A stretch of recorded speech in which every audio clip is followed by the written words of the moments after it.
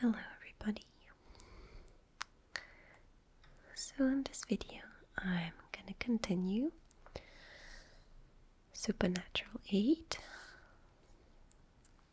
the last episode. It's gonna be the final part of this chapter and I hope you will enjoy it.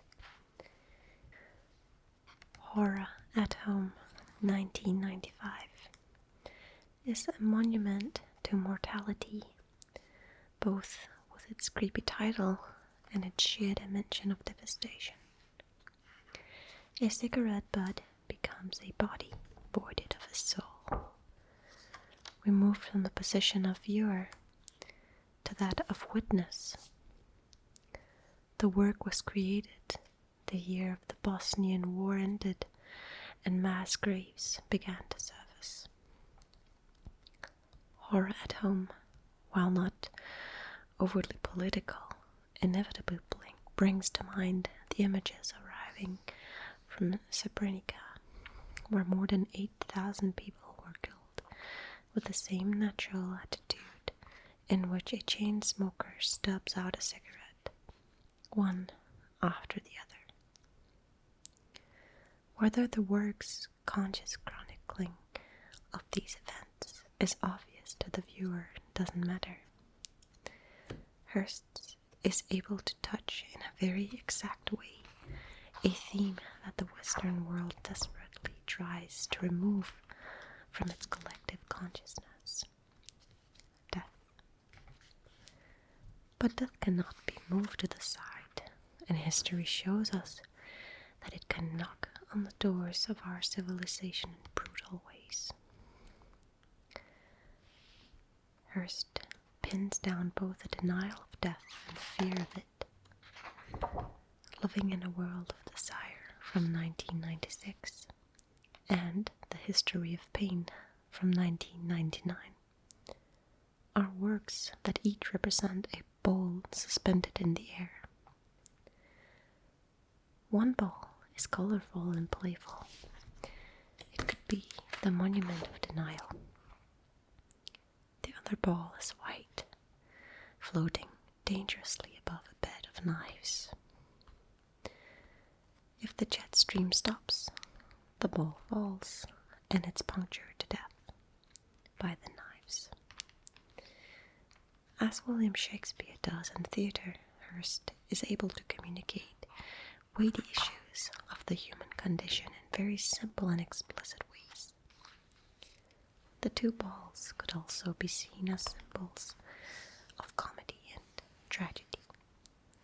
A Midnight Summer's Dream and the Association of Julius Caesar, or the masterpiece by Theodore Géricault, The Raft of the Medusa, from 1818 to 1819, with death and the fears associated with it being expressed to full devastating impact.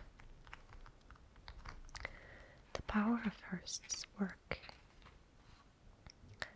resides in his relentless efforts to maintain the tension between the two contrasting forces that rule human life: the pursuit of love and beauty, and the delusional efforts to defy pain and death.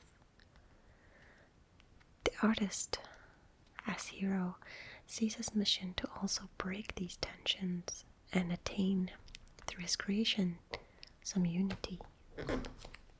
It is through art that the man/artist embraces and accepts death as being inevitable, whilst attempting to present this inescapable fate as an illuminating part of the life experience. The spin paintings, in their childish appearance, are also a means of blending the ideas of the physical life with the spiritual life. Their visual energy, in contrast with the rational and cold structure of the spot paintings, signifies the possibility of an ultimate union between the individual and the universe. To achieve this union, Hirst performs and produces the spin paintings with a ritual of fun, like walking a tightrope linking two buildings. Hirst, throughout his career, performs this treacherous parkour between fun and despair. The rope is, in fact, his art, connecting these two essential factors of human existence. Each of his works is open to a dual interpretation. It all depends on which extremity of the rope you are looking from. Hirst's aim is not to demonstrate how we should see the world, but to emphasize that we are a part of it, that we have the freedom to wander around, equipped both physically and psychologically, conscious of the possibility of fun or the possibility of despair. Another conflict that Hirst provides is that between science and religion. In either case, we have to choose between suspending our belief in the healing powers of faith and the curing powers of medicine, or to trust both and accept that we are at the mercy of God and disease. Hirst's work with universal triggers, which is often why art is concurrently so familiar and yet sometimes shocking. We all fear death and the unknown, which can be embodied by a threatening shark or a surgical instrument. On the other hand, we are also attracted to archetypical beauty, such as that represented by a butterfly, another icon and signifier in Hirst's artistic language. Finally, we are allured and captivated by everything that represents preciousness and wealth, like gold or diamonds. So we have now this entangled pattern of signifiers that produces no new ones. When combined, death, beauty, love, fear, and wealth can appear in the form of eros or sexual attraction. St. Bartholomew, Exquisite Pain from 2008, a gold sculpture of the flayed saint, represents the sublimation of death. Now, what was horrifying produces attraction. The rejection of death is transformed into a celebration. Hirst expresses, through mutating classical themes, how we can still deal with the fundamentals of life in a very contemporary way.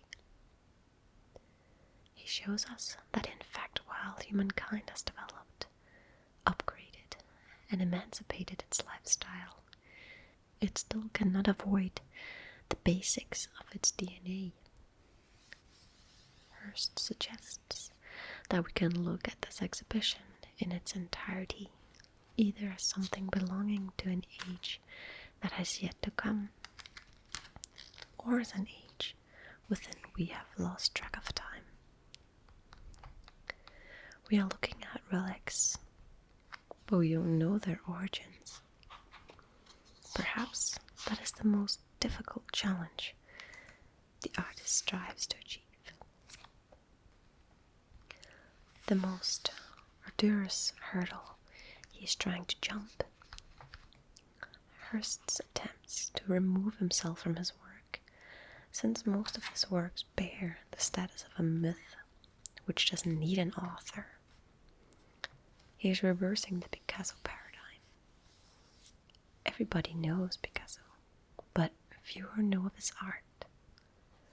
Now everybody knows the virtue with the shark, the butterfly paintings, the spot paintings, the diamond skulls, the sliced cow, and the rotting cow's head. But fewer know of their author. Hirst's works have become collective icons of our civilization. While Picasso is among the most famous names in art history, if not the most famous, Hirst's artworks have become cornerstones of art history. To build a myth, and in particular to transform an artwork into some kind of mythical experience, the artist needs to wrestle with time. There are two kinds of time: kairos, the moment, and kronos, the long distance period, where days, weeks, months, centuries, and millennia unravel. It is the second type of time that Hirst chooses to wrestle with. More than any other work, 1,000 Years from 1990 reflects the artist's meditation on time and mortality. The paradox is that this work, centered on death and decomposition, is maybe the one that has granted Damien Hirst a slice of immortality in art history. This work that blends minimalist sculpture with organic matter, the cow's head and a very basic mundane instrument of mass destruction, the insect Okuto, is in fact ancient, archaic even, and yet very contemporary. As with horror at home, it brings to mind suicide bombers, decapitations, and modern-day violence.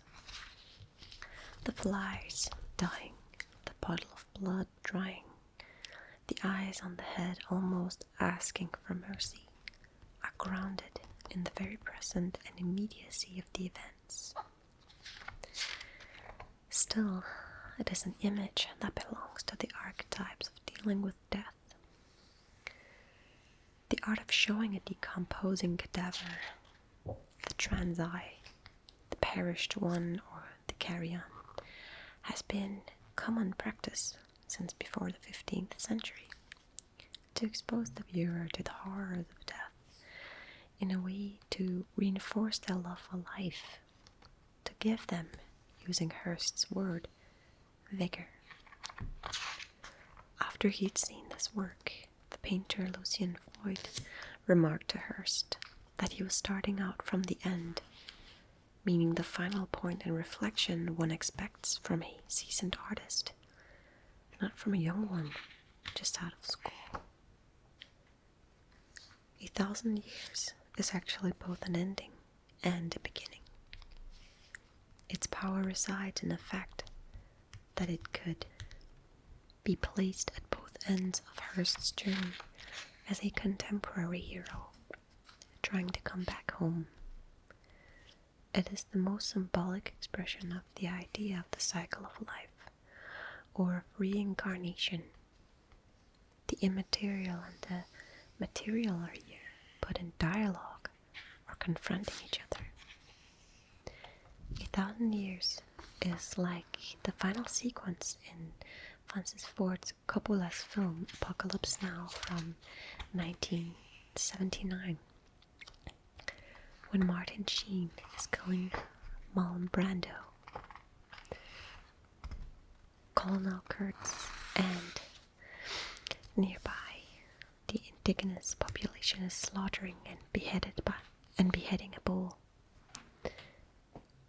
Everything takes the resemblance of a nightmare or hallucination. In front of 1,000 years, the experience is one of a hallucination that occurs over and over every time we see it, because its force has the ability to defeat the mold of Kronos, and yet survives the fast consumption of Kairos. In a way, 1,000 years is closer to the concept of Eastern religions.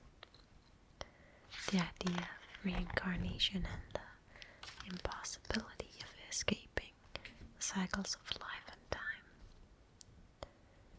If we are entrapped by the cycles of life and death, we can also choose to entrap ourselves in the routine of the present, like the 1993 film Groundhog Day. The acquired inability to escape from 1991 seemingly reacts to the endless cycle of 1,000 years, locking the present in its daily habits like smoking inside a perfect vitrine.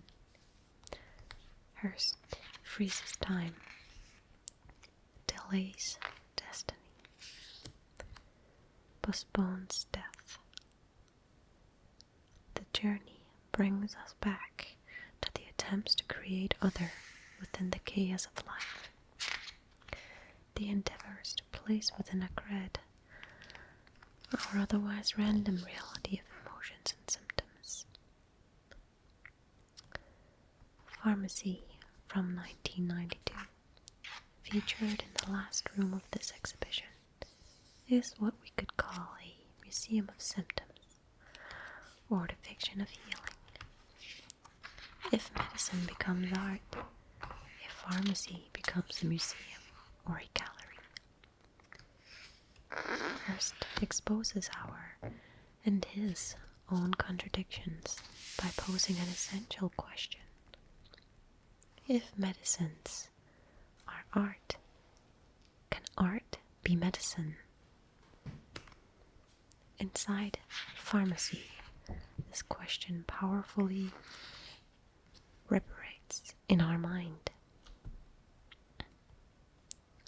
Art, as Hirst believes it, can ultimately be the only medicine to heal the malice of living and grant us a very special kind of immortality.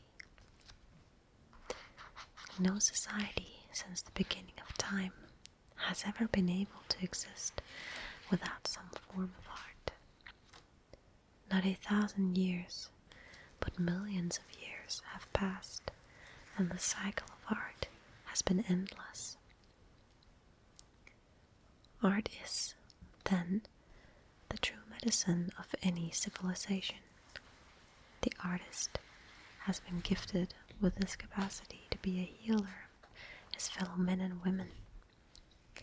Damien Hirst has embraced this role deep within others, using the tools of his own civilization to convey his message.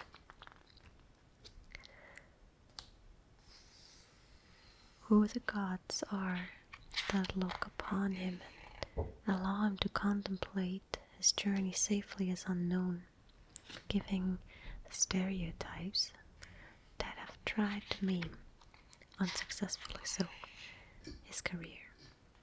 People experience things in different ways through different cultures, but the actual experiences that come together within our subconscious are what create the very fundaments of human nature and truth. Hirst, over the course of nearly 3 decades, has been able to create a very broad and yet simple system of experiences that can be shared by everybody across different cultures. All of his works, much like the mythologies that the artist as a hero encounters on his journey, must have a navel, a place where all the themes and issues converge, a place which affirms life or destroys life. This exhibition and Hirst's entire oeuvre has 2 navels, 2 centers. It could not be otherwise. His work has always based its core, its duality. Everything enters this double epic center and everything re-emerges from it. Leviathan from 2006 is the negative space, a monster from the deep, His name comes from ancient mythology, but it's also found in a famous text by Thomas Hobbes, a British philosopher, who developed a social theory based on the darkness within the human mind and spirit. Hirst stresses with his work the idea that our existence is ruled by both the social structures that tame our animal instincts and by unforeseen forces of nature that can subvert our social order simply through the sheer strength of natural disaster. Leviathan stands as a monument to the unknown roots of human destiny. In front of it, we feel in awe and are rendered powerless. The purity of terror. From the purity of terror to the final celebration of our own mortality, the luxury of death. In the Middle Ages, people used to dance in cemeteries. Death was something not to hide from, but to partner with, to have honor and fun surrounding it. Damien Hirst, with For the Love of God from 2007, harks back to the Middle Ages and even further to the Aztec civilization in Mexico. His diamond skull is a feat of audacity against his own ego. To create a work of art that already possesses the power to exist without its maker. Like Tutankhamun's mask, it is an artwork that retains its own myth beyond the idea of authorship. Hirst did not create an artwork, but something utterly more complex and difficult to achieve. He created a legend, now distant to a future still to arrive. The real value of the relatively small object is not in the diamonds it is encrusted with. Its value consists in its power to contain the making of history and to transform death into an object of cult. The luxury of being able to love and desire death. Placing this adult skull next to an infant's skull, for heaven's sake, from 2008. For the first time, Damien Hirst becomes a contemporary Hamlet, bearing two skulls in his hands, questioning the past, the future, and his own present, all at the same time. The question is not whether we should or shouldn't be. Hirst's question is, if art can be the answer to both life and death, joy and fear, tragedy and comedy, then the existence of art is perhaps good reason to venture into our lives as the hero of our own stories in order to understand a greater narrative behind and beyond us. Becoming part of that cycle of the universe from which nobody will ever be able to escape.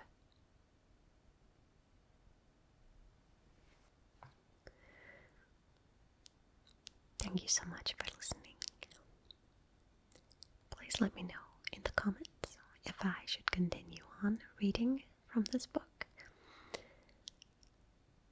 And I will see you soon in my next video. Good night. Sleep